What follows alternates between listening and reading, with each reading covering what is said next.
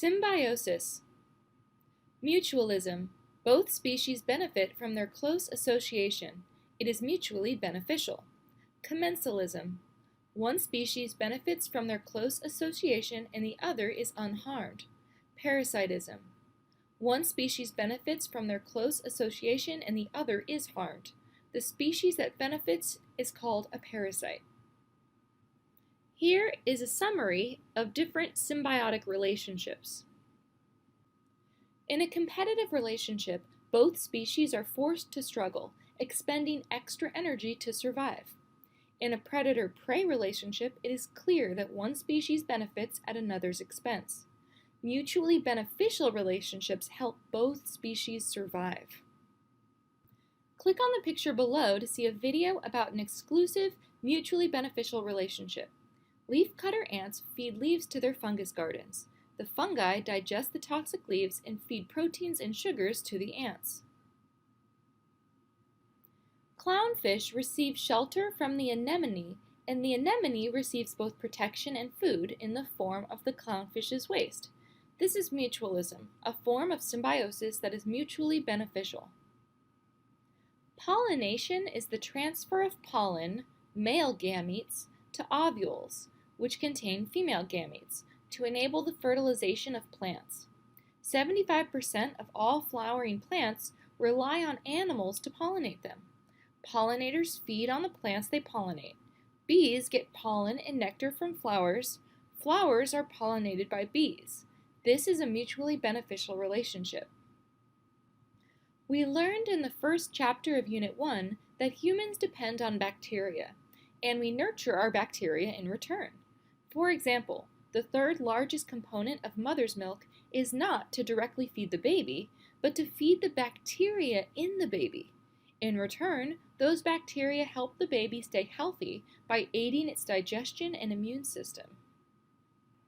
Some mutually beneficial relationships are necessary for both species to survive. This is called obligate mutualism. The yucca tree, for example, is only pollinated by the yucca moth. The yucca moth lays eggs inside of the flower, and the developing insects can only eat parts of the flower.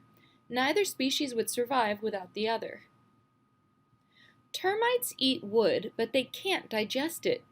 Bacteria in their digestive systems eat, digest the wood, and release sugars.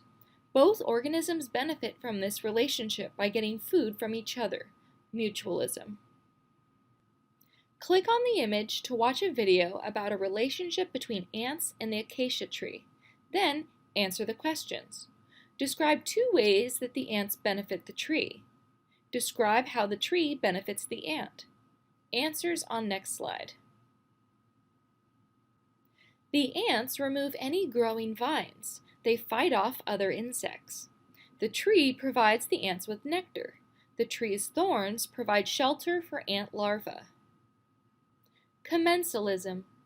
In temperate forests of North America, squirrels make their homes in trees.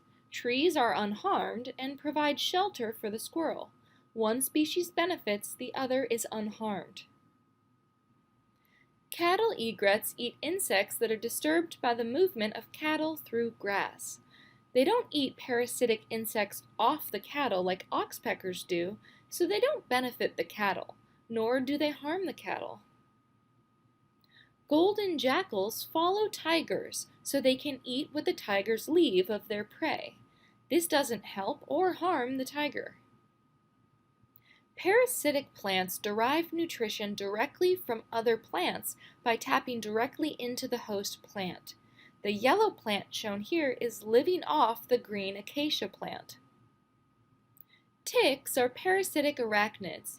They live off the blood of their hosts while not providing their host any benefit.